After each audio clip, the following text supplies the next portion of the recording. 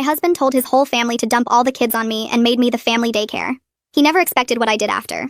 I found out about the arrangement at my sister-in-law's birthday party. Derek was in the backyard with his brothers and their wives, and I was inside doing dishes, when Linda pulled me aside with her toddler on her hip. She said, "So Derek mentioned you're fine watching Lucas next weekend while we go to that conference." I had no idea what she was talking about. I told her Derek had never mentioned anything to me about watching her son. Linda looked confused and then called Derek inside. He came in, wiping his hands on a towel, and smiled like this was no big deal. "Yeah, I told everyone at the family gathering last month that since you're home anyway, you could help out when people need childcare. It saves everyone money and your family." I stared at him. I had never agreed to be the family daycare. I had never said I was available to watch other people's children. I'd never even been asked. Derek explained that it was just helping out, that family helps each other, and that I should be happy to be needed.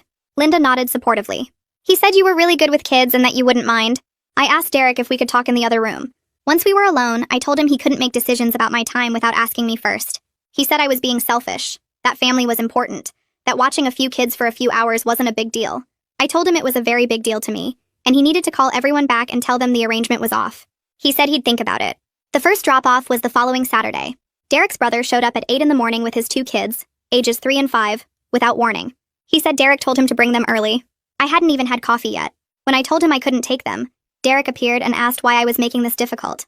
His brother left the 2 kids in our living room and drove away. That was the beginning. Over the next 3 weeks, Derek's entire extended family seemed to believe I'd become free childcare. His cousin dropped off her infant twice without a car seat, just handing me the baby and leaving. His other sister came by with 3 kids and said she'd be back in 6 hours. One of them got sick in our bathroom. Another one broke a lamp. My own child stopped getting my attention because I was managing 5 other children on a Tuesday afternoon while Derek was at work. I finally told Derek I was done. I said he needed to tell his family immediately that this wasn't happening anymore. He said I was being dramatic. He said people depended on me now. He said real wives helped their husbands' families. He said I was selfish for not wanting to be part of the family support system. He said his mother had watched his siblings' kids all the time and nobody ever complained. His mother chose to do that, I said. "You made this choice for me without my permission. That's different." But he'd already decided my objection wasn't valid. He told his family I was just tired and would be fine once I adjusted. The next Saturday, 5 kids showed up at our door. 5. His brother, his cousin, and his sister all dropped kids off between 8 and 9 in the morning, all with vague pickup times, all expecting me to manage them while Derek went to play golf. I called him while he was on the course. I told him to come home immediately. He said it was too late to cancel, and I was a stay-at-home mom, so this was literally what I did all day. I told him I did childcare for 1 child, not 6. I told him if he didn't come home, I was leaving. He laughed and said I wouldn't actually do that. I packed a bag, loaded my own child into the car, and drove to my mother's house.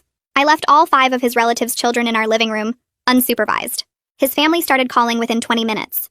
Derek called from the golf course, frantically asking where I was. I didn't answer until he got home and realized the kids were still there, waiting to be picked up by the people who'd dropped them off. I told him I was at my mother's house and I was staying until he called every single member of his family and told them the childcare arrangement was permanently finished. It took 3 days before he finally called his family back. I thought it would stop, but what they did made me lose it. I got back home on a Thursday afternoon. Derek had spent 3 days calling his family, or so he said, telling them the childcare arrangement was permanently over. He seemed relieved when I agreed to come home, like everything was fixed now. I unpacked my bag and tried to settle back into normal life. My daughter was happy to be in her own room again. Derek made dinner that night and we ate mostly in silence. He kept saying things would be different now, that his family understood. I wanted to believe him. 2 days later, on Saturday morning, my phone buzzed with a text. It was from Layla.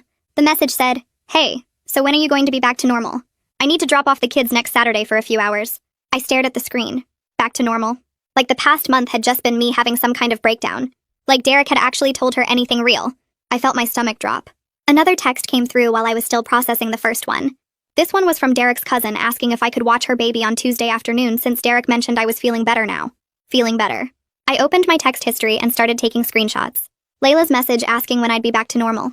The cousin asking about Tuesday. Then I scrolled further and found more. Derek's other sister had texted 3 days ago asking if the situation was resolved yet, because she needed coverage for next month. His brother had sent a message yesterday saying he appreciated my flexibility, and family came first. Every single message made it clear that Derek had not told them the arrangement was over. He'd told them I was being dramatic. He'd told them I needed time to calm down. He'd told them I would come around once I stopped overreacting. I saved every screenshot to a folder. My hands were shaking. I walked into the living room where Derek was watching television. I held up my phone and showed him Layla's text. He glanced at it and shrugged.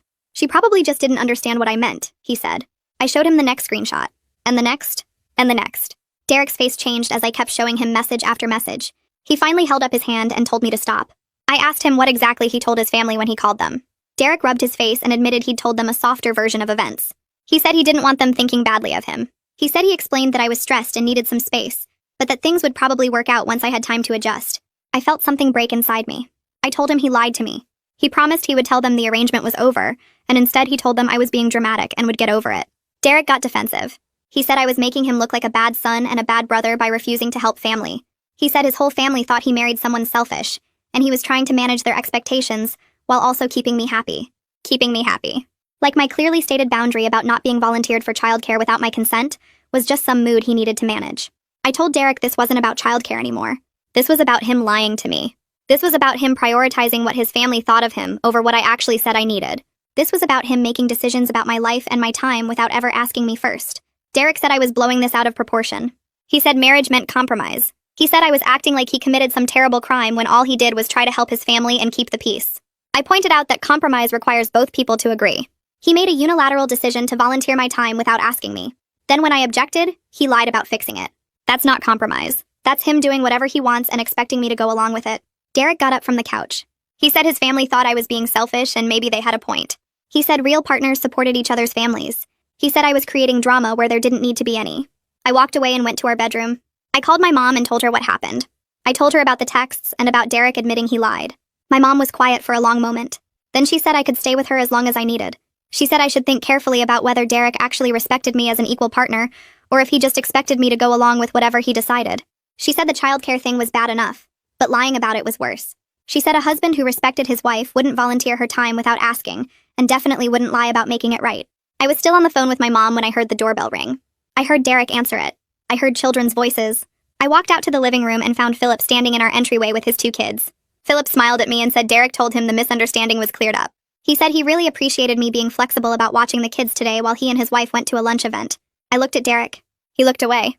I told Philip I wasn't watching his children. I told him Derek lied to him. I told him there was no misunderstanding and I never agreed to provide childcare for anyone. Philip's smile disappeared. He looked at Derek.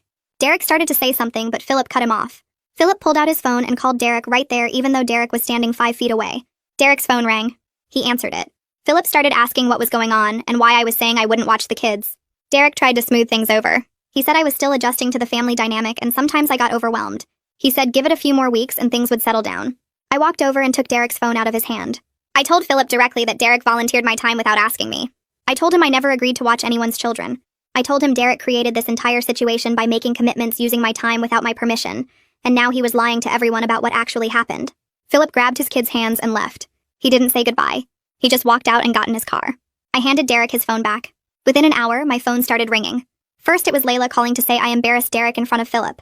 Then it was Derek's other sister calling to say I was making family gatherings awkward. Then it was his cousin saying I needed to think about how my actions affected everyone else.